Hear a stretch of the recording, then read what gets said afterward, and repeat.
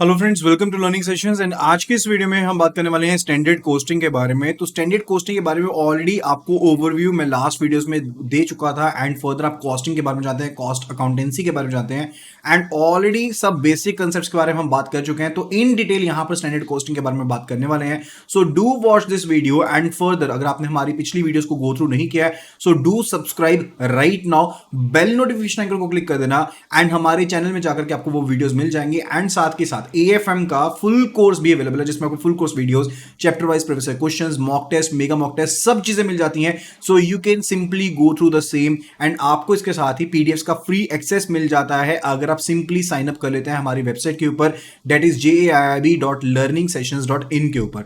तो अभी के अभी विजिट कर लीजिए वेबसाइट को। वेबसाइट का लिंक आपको वीडियो के डिस्क्रिप्शन में मिल जाएगा, वहां पर जाकर के एनरोल कर लीजिए and further simply sign up करने पर ही आपको पीडीएफ्स का फ्री एक्सेस मिल जाता है चारों के चारों पेपर्स का। So let's start the session over here and it's related to the standard costing over there कि standard costing एक्चुअल में होती क्या है। ठीक है, अगर स्टैंडर्ड कॉस्ट के बारे में बात करते हैं तो इट्स रिलेटेड टू व्हाट कि आपको जो भी एक्सपेक्टेशन है कि आपकी ये कॉस्ट यहां पर इंकर हो सकती है किसी प्रोडक्ट को मैन्युफैक्चर करने को लेकर के, एंटीसिपेशन होती है आपको कि ये कॉस्ट पड़ेगी। लेट्स से केस कि मैं यहां पर पेन मैन्युफैक्चर करना चाहता हूं, I want to basically manufacture the pen over there and मुझे ऑलरेडी एंटीसिपेशन है कि इस पेन को बनाने के लिए मुझे यहां पर 15 रुपए के एक्सपेंसेस पे करने पड़ेंगे। तो वो पर्टिकुलरली मैं उनको एक व्यू में रख लेता हूं, यानी कि उनको पर्टिकुलरली मैं क्या करता हूं, बाइफरकेट कर लेता हूं ताकि मैं यहां पर उन पर्टिकुलर एक्सपेंसेस को कंपेयर कर पाऊं एक्चुअल एक्सपेंसेस के साथ। ये 15 रुपए जो है ये एंटीसिपेटेड कॉस्ट है, यानी कि ये कॉस्ट जो कि हो सकती है and let's say actual cost जो है वो या तो ज्यादा होगी या इक्वल होगी या फिर कम होगी। ठीक है, तो लेट्स से केस कि वो कॉस्ट जो पड़ती है वो यहां पर 17 रुपीज की पड़ती है पर यूनिट की। तो मैं इसको कंपेयर कर सकता हूं कि 2 रुपए मेरी तरफ से एक्स्ट्रा कहां पर जा रहे हैं, right? That's actually thing related with. Okay, तो यहां पर हम कंपेयर करते हैं, किस चीज को कंपेयर करते हैं कि जो हमारे पास एक्चुअल कॉस्ट होती है उनको एस्टिमेटेड कॉस्ट के साथ हम यहां पर कंपेयर करते हैं so as to calculate the variance, यानी कि क्या क्या डिफरेंसेस थे उस चीज को कैलकुलेट करने के लिए।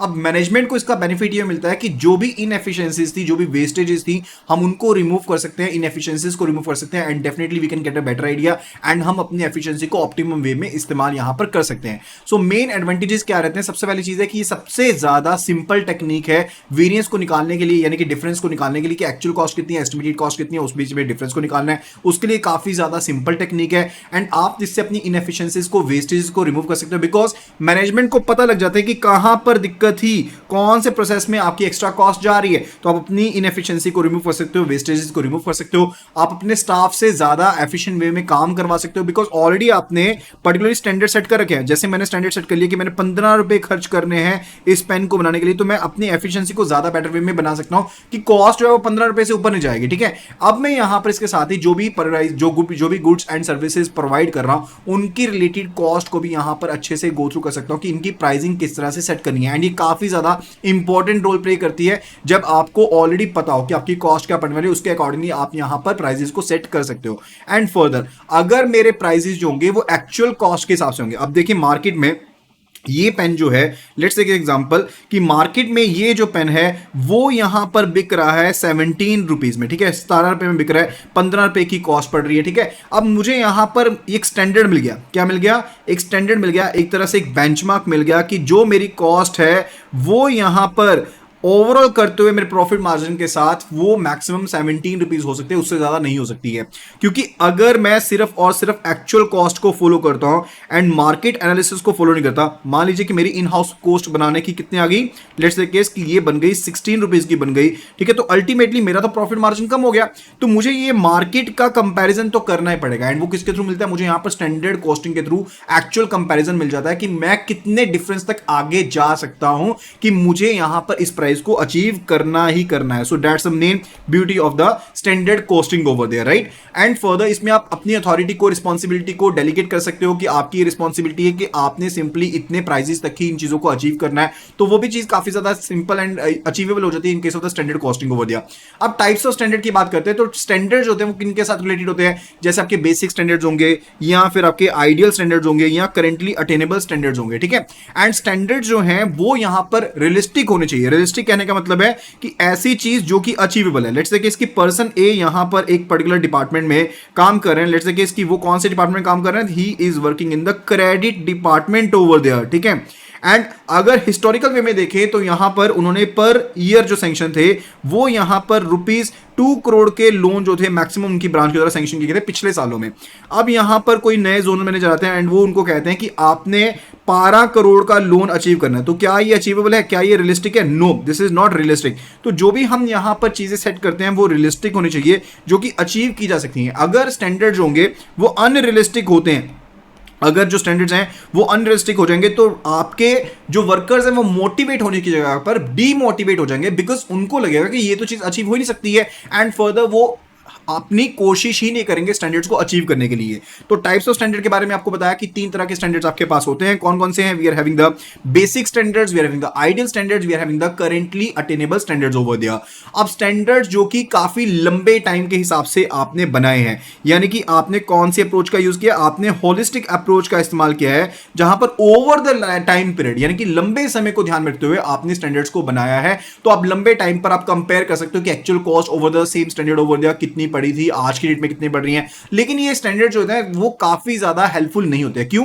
क्योंकि अगर आपका प्रोडक्ट जो है वो ऐसा है कि मार्केट में चेंजेस हो रहे हैं, उसके साथ साथ वो इवॉल्व हो रहा है एंड आप पुराने स्टैंडर्ड्स के हिसाब से कॉस्ट देखते रहते हो, तो डेफिनेटली आपके लिए काफी ज्यादा वो बेनिफिशियल नहीं रहेगा, क्योंकि आपकी जो एक्चुअल कॉस्ट होंगी वो अलग होगी एंड फर्दर प्रोडक्ट के ऊपर जो कॉस्ट आपने पहले स्टैंडर्ड के हिसाब से नोट डाउन की है वो आपकी पुराने डाटा के हिसाब से थी, तो डेफिनेटली वहां पर हेल्प नहीं मिलेगी, राइट। एंड फर्दर उसके बाद बात आती है related to ideal standards over there. Ideal standards होते हैं जो बिल्कुल किस चीज के ऊपर बेस्ड होते हैं? ऑप्टिमम, यानी कि बिल्कुल प्रोफेशनल वे में अगर ये चीज की जाएगी तो इस हिसाब से चीज आपको इतनी कॉस्ट पड़ेगी, यानी कि आइडियल वर्क कंडीशंस के अंदर अगर वो चीज की जाती है तो डेफिनेटली काफी ज्यादा आपको ऑप्टिमम पड़ती है। लेकिन ये आपके आइडियलिस्टिक होते हैं, यानी कि आप किसी को जागरूक मोटिवेट करने के लिए इसका इस्तेमाल कर सकते हो। लेकिन अगर मैं कहूं कि ये अचीवेबल है, रियलिस्टिक है, तो ये रियलिस्टिक नहीं है, ठीक है। जैसे लेट्स से देखिए इसकी यहां पर एग्जांपल लेते हैं, ठीक है। यहां पर समझिएगा कि आपके पास जो पेन की बात कर रहे थे कि आपको जो बेसिक स्टैंडर्ड के हिसाब से उसकी कॉस्ट पड़ रही थी वो 14 रुपए पड़ रही थी, लेकिन आइडियल स्टैंडर्ड्स के हिसाब से अगर देखें तो उसी पेन की बनाने की कॉस्ट 12 रुपए की बनती है। लेकिन ये जो 12 रुपए की कॉस्ट है ना, ये अचीवेबल नहीं है, this is not achievable over there, क्योंकि ये क्या नहीं है, दिस इज नॉट रियलिस्टिक। ये यहां पर रियलिस्टिक नहीं है, सिर्फ और सिर्फ एक आइडियल सेट है कि optimum work condition, perfect environment and perfect skilled labour के साथ आपको अगर बिल्कुल नेगोशिएटेड मटेरियल मिल जाता है, उसके साथ आप अपने पेन को 12 रुपए में प्रोड्यूस कर पाओगे। अब ये चीज यहां पर अचीवेबल नहीं है। This is the thing which is achievable over there, जो कि बेसिक स्टैंडर्ड्स के साथ है। लेकिन इसके साथ ही हमारे पास एक और टाइप यहां पर आती है, this is related to what? This is related to currently attainable standards, यानी कि वो स्टैंडर्ड्स जहां पर मैं अपनी करंट सर्कमस्टांसेस के ऊपर करंट पीरियड के अंदर मैं यहां पर उन स्टैंडर्ड्स को अचीव कर सकता हूं। एंड ये सबसे ज्यादा परफेक्ट रहते हैं यूज करने के लिए, क्योंकि ये जो स्टैंडर्ड होते हैं ये आपके साइंटिफिक स्टडीज के ऊपर बेस्ड होते हैं। जो भी आपके सब्जेक्टिव फैक्टर्स हैं करंट पीरियड में, उनको ध्यान में रखते हुए स्टैंडर्ड्स बनाए जाते हैं। जैसे कि मान लीजिए कि मैंने कहा कि प्रोडक्शन जो होगी वो इस टाइम पर जो आज की डेट के स्टैंडर्ड्स हैं उसके हिसाब से 14.25 के, यानी कि मेरी वर्क लेबर के हिसाब से जो मटेरियल मेरे पास अवेलेबल था उसकी पर्टिकुलर क्वालिटी के हिसाब से एंड साथ ही साथ जो यहां पर मेरे पास लेबर वर्क अवेलेबल है उनके हिसाब से सब चीजें अगर आज की करंट कंडीशन, कौन सी कंडीशंस? करंट कंडीशंस के हिसाब से देखें तो आप 14.25 में इस पेन को यहां पर मैन्युफैक्चर कर पाओगे। So this is quite realistic. ये क्या है? रियलिस्टिक है, क्योंकि ये आज की करंट टाइम पीरियड की जो कंडीशंस होती हैं उनको ध्यान में रख करके ये चीज यहां पर बनाई गई है, right. And further it's related to कि स्टैंडर्ड कॉस्टिंग सिस्टम के क्या क्या कंपोनेंट्स रहते हैं। सबसे पहले समझते हैं कि आपको डिसीजन लेना पड़ता है related to materials, related to labour, related to overheads over there, यानी कि जो जो खर्चे पड़ रहे हैं उनके ऊपर आपको डिसीजन लेना पड़ता है एंड उसी के हिसाब से आप प्राइसिंग के ऊपर डिसीजन लेते हो, budget of sales and profit के ऊपर डिसीजन लेते हो। आप पर्टिकुलरली एक्चुअल कॉस्ट को यहां पर रिकॉर्ड करते हो, जो भी आपकी एक्चुअल प्रॉफिट्स हो आप उनको रिकॉर्ड करते हो, आप वेरिएंसेस को फाइंड आउट करते हो। कहने का मेन मोटिव क्या है कि मैंने 14.25 कह दिया जो कि रियलिस्टिक है, लेकिन अभी ये अचीव नहीं हुआ है। This is just a standard we have maintained over there and ये आपके करंटली कौन से स्टैंडर्ड्स हैं? These are the currently attainable standards over there, यानी कि वो स्टैंडर्ड्स जिनको मैं अभी के लिए यहां पर अटेन कर सकता हूं, लेकिन अभी मैंने इनको अटेन किया नहीं है, राइट। अब यहां पर लेट्स से केस कि आपने जो भी यहां पर कॉस्ट इन्वॉल्व हुई उन सभी को नोट डाउन कर लिया, जो भी आपका प्रॉफिट, आपका टारगेट डिसीजन था वो आपने मेकअप कर लिया कि आपको इतनी सेल्स करनी है, इतना प्रॉफिट जनरेट करना है, सब कुछ नोट कर लिया। अब जो कॉस्ट हुई थी लेट्स से केस कि वो कॉस्ट यहां पर हो जाती है 14.70 की एक पर्टिकुलर पेन को मैन्युफैक्चर करने के लिए। अब वेरिएंस कितना हुआ, variance would be equal to 14.70 and मेरा जो अटेनेबल स्टैंडर्ड था वो था 14.25 का, ठीक है। इन दोनों के बीच में जो डिफरेंसेस हैं हम इनके ऊपर वर्कआउट करेंगे कि कितना डिफरेंस है एंड फर्दर इस डिफरेंस के क्या क्या रीजंस हैं जिसकी वजह से ये चीज हमारे पास हुई है, यानी कि मैनेजमेंट को व्यू मिल गया कि मैं अपनी वेस्टेज को कैसे रिड्यूस कर सकता हूं, हम अपनी एफिशिएंसी को किस तरह से इंक्रीज कर सकते हैं, क्योंकि ये तो अटेनेबल चीज थी, ये क्यों नहीं अटेनेबल, इसमें वेरिएंस क्यों आ रहा है, तो उन चीजों के बारे में एक ज्यादा बेटर आइडिया यहां पर मैनेजमेंट को मिल जाता है, राइट। तो यहां पर वो चीज का बेनिफिट मिलता है, तो आप वेरिएंसेस को असर्टेन कर सकते हो कि किस चीज की वजह से दिक्कत हुआ एंड उसके हिसाब से रीएडजस्टमेंट्स यहां पर कर सकते हो। आपको कॉस्ट स्टैंडर्ड्स में, प्राइसिंग में, एस्टिमेटेड वॉल्यूम में, सब चीजों के ऊपर आप उसके ऊपर रीथिंक कर सकते हो एंड अपने हिसाब से जो चीजें हैं उनको यहां पर आगे सेट कर सकते हो, राइट। फर्दर फिर बात आती है कि standard material labour overhead cost क्या होती है, let's have a look at it. तो स्टैंडर्ड कॉस्ट ऑफ मटेरियल्स क्या होती है, यानी कि आप कौन सी कितनी क्वांटिटी मंगवाते हो एंड फर्दर कितने प्राइस के बीच में चीजों को एक्वायर कर रहे हो किसी प्रोडक्ट को प्रोड्यूस करने के लिए, उसके बारे में है। अब मटेरियल्स यूजेज स्टैंडर्ड क्या होते हैं कि एक पर्टिकुलर यूनिट को बनाने के लिए आपके कितने यहां पर मटेरियल की कंजम्पशन होने वाली है। It's not just related to कि क्वालिटी ऑफ मटेरियल कितनी रहेगी, लेकिन कौन से साइज का या कौन से ग्रेड का मटेरियल रहेगा वो भी काफी ज्यादा इंपॉर्टेंट यहां पर बन जाता है। सो मटेरियल्स प्राइस स्टैंडर्ड जो है वो यहां पर आपने पर यूनिट ऑफ प्रोडक्शन के लिए जो मटेरियल्स यूज करने हैं उनके लिए आपके क्या प्राइसेस है वो स्टैंडर्ड्स आपको यहां पर फिट एंड फाइन सेट करने पड़ते हैं। लेट्स से केस कि यहां पर हमने पेन मैन्युफैक्चर करना था, तो यहां पर हमने पर्टिकुलरली कौन कौन सी चीजें देखी, we basically looked at the factor कि हमें इंक की रिक्वायरमेंट रहेगी, हमें यहां पर प्लास्टिक की रिक्वायरमेंट रहेगी, will be requiring a bit of steel over there, ठीक है। तो आपको इन सभी चीजों की रिक्वायरमेंट रहेगी। अब ये कॉस्ट को यहां पर आपको किस क्वालिटी की ये चीज चाहिए एंड फर्दर आपकी इकोनॉमिक ऑर्डर क्वांटिटी कितनी रहेगी, कितना आपको यहां पर डिस्काउंट मिल जाएगा, डिफरेंट वेंडर ऑप्शंस क्या अवेलेबल हैं, कौन से ग्रेड का ये मटेरियल है, वो सब चीजें आपको यहां पर गो थ्रू करनी पड़ेंगी। दैट्स अ फंडा रिलेटेड टू इट। अब उसके बाद बात आती है standard cost of labour over there. Standard cost of labour के बीच में आपके पास दो फैक्टर्स इन्वॉल्व रहते हैं and the one factor it's related to labour time over there and then second one it's related to the labour wages rate over there, ठीक है। Standard labour time particular क्या रहता है, यानी कि पर यूनिट ऑफ आपको produce करने के लिए आपको कितना लेबर टाइम वहां पर स्पेंड करना पड़ रहा है, यानी कि आपको स्टैंडर्ड टाइम यहां पर बनाना पड़ेगा कि एक पर्टिकुलर लेबर कितना स्टैंडर्ड टाइम यहां पर प्रोडक्शन में लगाएगी। अब इसके रिलेटेड जो भी यहां पर रूल्स एंड रेगुलेशंस है, जैसे कि इंटरनेशनल लेबर ऑर्गेनाइजेशन है, उसने जो भी यहां पर अपने स्टैंडर्ड पब्लिश किया है कि आप 8 घंटे से ज्यादा लेबर से काम नहीं करवा सकते, वो सब चीजों को भी आपको कंसीडर करना पड़ेगा एंड फर्दर जो भी यहां पर आपको इंडस्ट्री नॉर्म्स है उनको भी फुलफिल करना पड़ेगा। आपको यहां पर पास्ट परफॉर्मेंसेस भी देखनी पड़ेगी कि लेबर की पास्ट परफॉर्मेंसेस कितनी रही है अंडर द कंडीशंस जो आप प्रोवाइड कर रहे हो उनको एंड फर्दर उन सभी चीजों को ध्यान रखते हो। आपको स्टैंडर्ड फिक्स करना पड़ेगा कि आपकी लेबर का कितना टाइम जा रहा है एक यूनिट को प्रोड्यूस करने के लिए, राइट। फिर बात आती है लेबर रेट स्टैंडर्ड ओवर दियर, यानी कि वेजेस रेट जो कि आप डिफरेंट ग्रेड की लेबर्स को यहां पर पे कर रहे हो।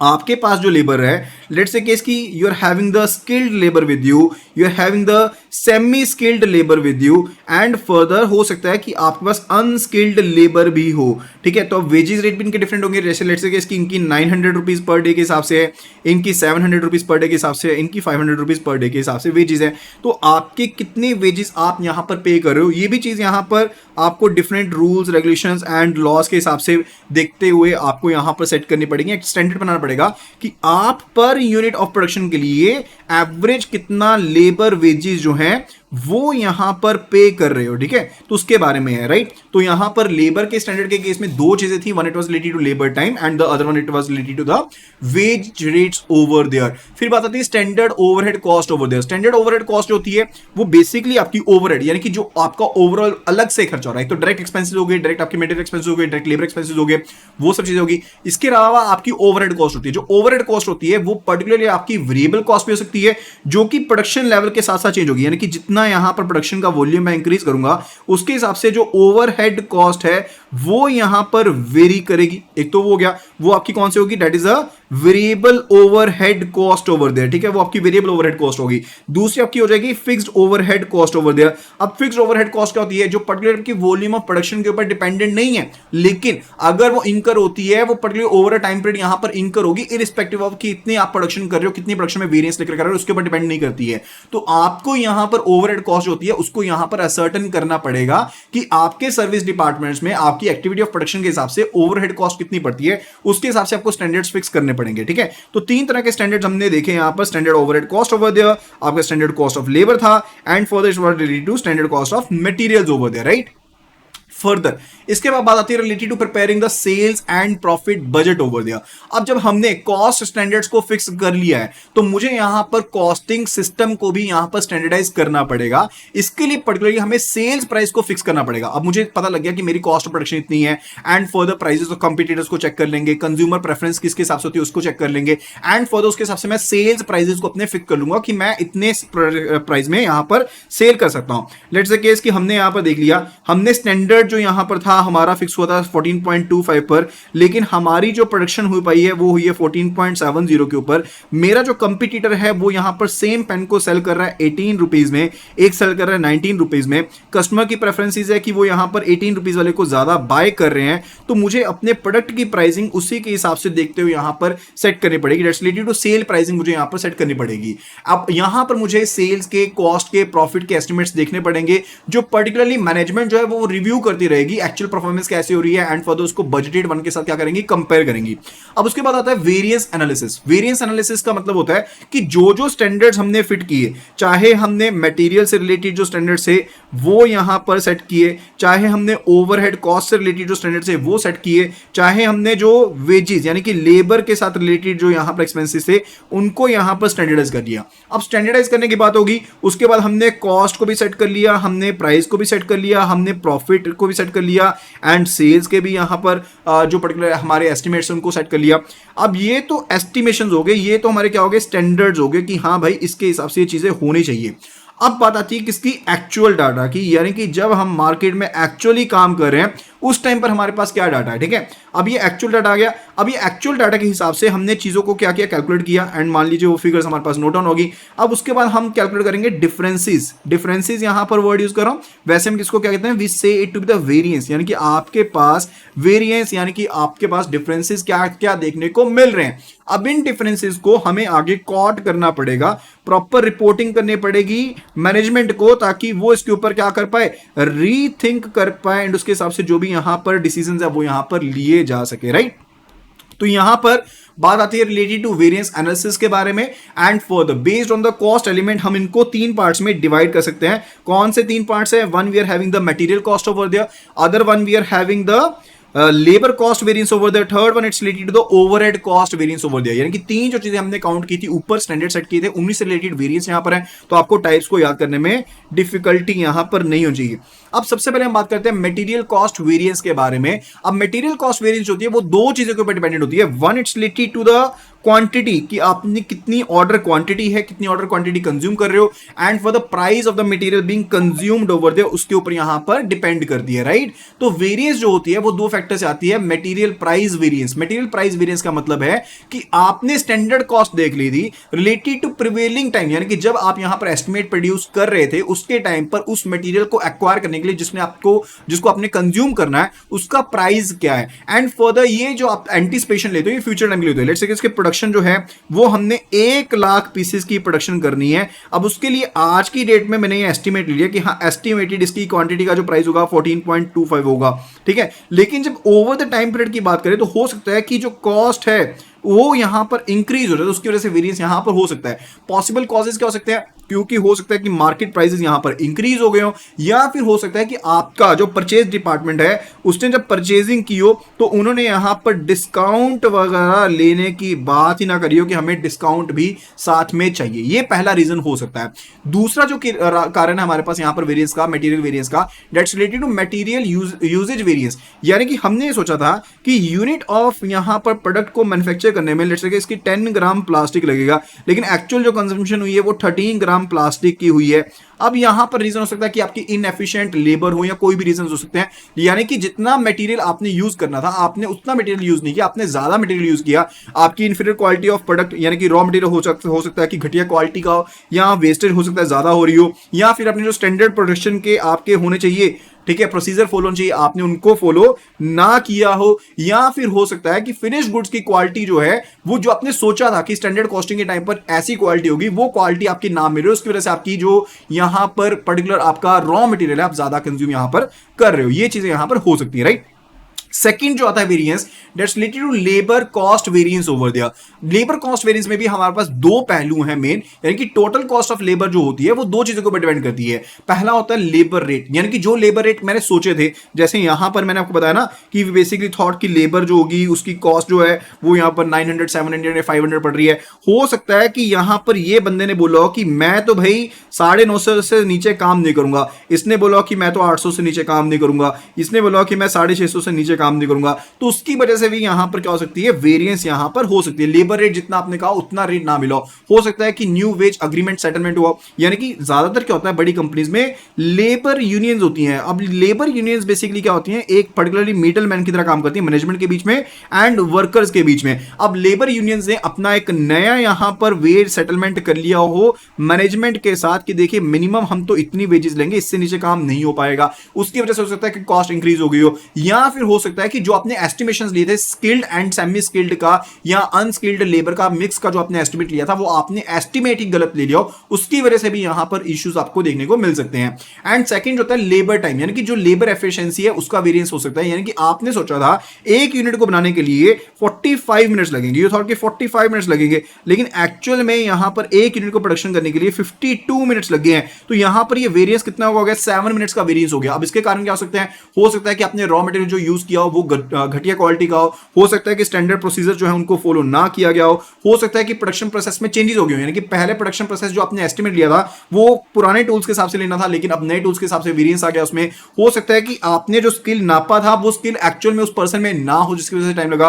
हो सकता है कि मशीनरी की मेंटेनेंस ना हुई हो, उसकी वजह से हो सकता है आपकी वर्किंग कंडीशन स्टैंडर्ड ना हो, उसकी वजह से हो सकता है, या फिर जो सुपरवाइजर था उसने पर्टिकुलरली ध्यान नहीं दिया, जिसकी वजह से वर्कर्स ने प्रॉपर्ली काम नहीं किया। तो इन चीजों की वजह से आपके पास यहां पर ये दिक्कत हो सकती है। फिर बात आती है ओवरहेड कॉस्ट वेरिएंस। मैंने आपको बताया था कि ओवरहेड कॉस्ट जो है वो आपके पास फिक्स्ड नेचर की भी हो सकती है and that could also be of the variable nature, ठीक है, वेरिएबल नेचर की आपके पास जो ओवरहेड कॉस्ट है वो भी यहां पर हो सकती है। अब उसके कारण रीजन क्या हो सकता है, पहला है वेरिएबल ओवरहेड एक्सपेंडिचर वेरिएंस, यानी कि जो आपने सोचा था कि प्रोडक्शन की वॉल्यूम के साथ, यानी कि जैसे जैसे मैं प्रोडक्शन की वॉल्यूम जो है उसे यहां पर कम ज्यादा करता हूं उसके हिसाब से मेरी ओवरहेड कॉस्ट यहां पर कम ज्यादा होती है, तो हो सकता है आपने एस्टिमेट वो गलत नहीं है। दूसरा हो सकता है कि आपकी फिक्स्ड जो है पर्टिकुलर वेरिएबल ओवरहेड वॉल्यूम जो है एफिशिएंसी वेरिएंस हो, यानी कि आपने जो पर्टिकुलरली वेरिएबल ओवरहेड आवर्स थे या फिर पर्टिकुलरली एक टेबल के प्रोड्यूस करने में कितना टाइम लगना था, या फिर जो स्टैंडर्ड वेरिएबल आपने लिए थे ओवरहेड कॉस्ट के लिए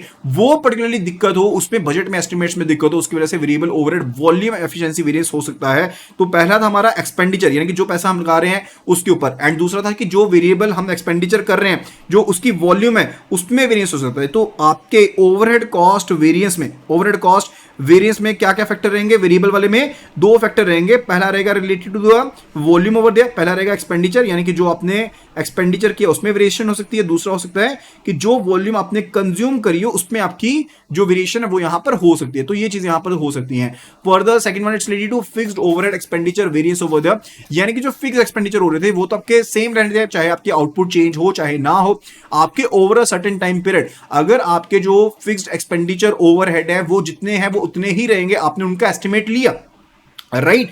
अब उसमें हो सकता है कि प्राइस इंक्रीज हो गए हो सकता है कि सैलरी जो सुपरवाइजर्स है वो चेंज हो गई हो, या फिर आपको और पर्सन अपॉइंट करने पड़े हो, तो वो ओवरहेड कॉस्ट हो सकती है आपकी इंक्रीज हो सकती है। अब बात आती है कि ये जो वेरिएंसीज होती हैं, यानी कि जो मैंने ये डिफरेंसेस निकालने हैं, जो भी यहां पर हमने ये वेरिएंसीज हमने देखी हैं, कैलकुलेट करी हैं, अब उन वेरिएंसीज को पर्टिकुलरली अकाउंटिंग पार्ट पर अगर हम देखें तो किस तरह से उन्हें अकाउंटिंग पार्ट के ऊपर डील किया जाएगा, उसके बारे में हम यहां पर बात करने वाले हैं। ठीक है, तो यहां पर आप कोई भी तरीका अपना सकते हो। कौन सा तरीका? पहला तरीका है कि हम यहां पर जो भी हमारी वेरियंस कॉस्ट है उसको प्रॉफिट एंड लॉस में एलोकेट कर सकते हैं। We can allocate them to the P and L account over there, यानी कि आप प्रोडक्ट कॉस्ट में नहीं इंक्रीज करोगे, आप पर्टिकुलरली उनको पी एंड एल में डाल दोगे, जब आप सेल्स करोगे उसके बाद पी एंड एल में डाल दोगे। या फिर जो पर्टिकुलर आपके ये वेरिएंसीज है आप इनको एलोकेट कर सकते हो, या तो आप फिनिश गुड्स में एलोकेट कर दोगे, या सेमी फिनिश गुड्स में, या फिर वर्क इन प्रोग्रेस में एलोकेट कर दोगे। ठीक है, यानी कि जो जो क्लोजिंग स्टॉक वैल्यूज थी उसके हिसाब से आप एलोकेशन इनकी वहां पर भी डायरेक्टली कर सकते हो। या फिर आप क्या करते हो, एक रिजर्व अकाउंट में ट्रांसफर कर देते हो। रिजर्व अकाउंट में ट्रांसफर करने का मतलब है कि आपने पर्टिकुलरली क्या किया, आपने एक अकाउंट में बैलेंस डाल दिया पहले, जैसे कि इसकी वेरिएंस जो था वो 14,237 का आ गया, कितना अमाउंट हमारा एक्स्ट्रा लग गया हमारे एस्टिमेट से। ठीक है, अब बाद में हो सकता है कि अगले प्रोडक्शन साइकिल में आपका कॉस्ट का प्राइस जो है वो कम लगाओ, तो उसके थ्रू यहां पर इसको क्या कर देंगे, ऑफसेट कर देंगे। ठीक है, यानी कि एक बार ये अमाउंट जो था वो ज्यादा लग गया, हो सकता है कि आगे प्रोडक्शन में हमारा लेट्स से कि 18,000 रुपए कम लग गया जितना हमने सोचा था, तो वहां पर ये ऑफसेट कर देगा आगे जाकर के। ठीक है, तो वेरिएंस को डील करने के हमारे पास तीन यहां पर मेन चीजें हैं, या तो हम पी एंड एल में इसको एलोकेट कर देंगे, या फिर कॉस्ट ऑफ प्रोडक्ट को, या फिर कॉस्ट ऑफ प्रोडक्ट को एलोकेट कर देंगे उनकी कैटेगरी के हिसाब से, या फिर हम क्या कर सकते हैं, रिजर्व अकाउंट में उनको शिफ्ट कर सकते हैं। We can shift them to the reserve accounts over there. तो ये सब चीजें हम यहां पर डील कर सकते हैं। For this related to reporting of the variances to the management, यानी कि जो भी आपको दिक्कतें देखने को मिली हैं आपने उनको आइडेंटिफाई कर लिया, अब टाइम आ गया कि मैनेजमेंट को उनके बारे में बता दिया जाए ताकि करेक्टिव एक्शन लिए जा सके। अब ये जो आप रिपोर्टिंग करते हो ना, ये आपकी प्रॉम्प्ट होनी चाहिए, ऐसा नहीं है कि आप पर्टिकुलरली साल बाद जाकर के बताओ, आपको साथ के साथ उनको बताना चाहिए ताकि मैनेजमेंट जो है वो करेक्टिव एक्शन टाइमली यहां पर ले पाए। एंड वेरिएंसेस जो होती हैं हर एक कॉस्ट सेंटर की, कॉस्ट सेंटर पर्टिकुलरली वो होता है सबसे छोटा यूनिट ऑर्गेनाइजेशन का जिसको कॉस्ट में निकाला जा सकता है। अब यहां पर वेरिएंसेस हर एक कॉस्ट सेंटर की अलग से करेक्टली सेपरेट की जानी चाहिए ताकि मैनेजमेंट पर्टिकुलरली यहां पर ध्यान दे पाए कि कौन से कॉस्ट सेंटर के ऊपर पर्टिकुलरली यहां पर ज्यादा कॉस्ट पड़ रही है, इनएफिशिएंसी के साथ काम हो रहा है। अब इसके थ्रू मिसलीडिंग नहीं होगी, राइट। एंड फर्दर जब भी हम यहां पर रिपोर्टिंग करते हैं, एनालिसिस करते हैं अनकंट्रोलेबल वेरिएंसेस की, तो यहां पर आपको ध्यान रखना है, ज्यादा ध्यान रखना है, यानी कि आपको ज्यादा ध्यान रखना है जब आप कंट्रोलेबल की कर रहे हो या फिर अनकंट्रोलेबल की कर रहे हो। एंड जो भी रिपोर्ट्स होती हैं वो पर्टिकुलरली कुछ ना कुछ प्रेफरेंसेस या नीड्स होती है मैनेजमेंट की, उनको ध्यान रखते हुए उनकी पर्टिकुलर रिपोर्टिंग की जानी चाहिए, राइट।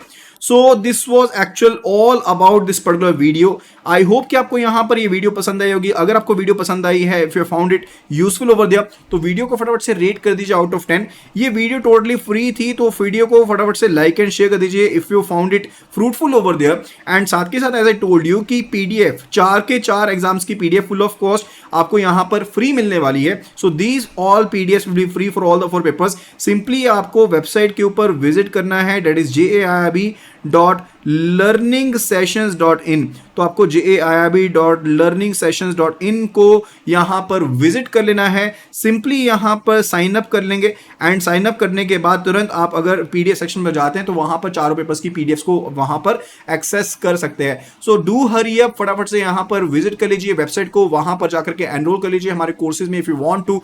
आपको इसमें full course videos, chapter wise previous questions, mock test, mega mock test, सब चीजें मिल जाती हैं। So do enroll right now and start preparing for the same. Thank you so much and see you again in the next video.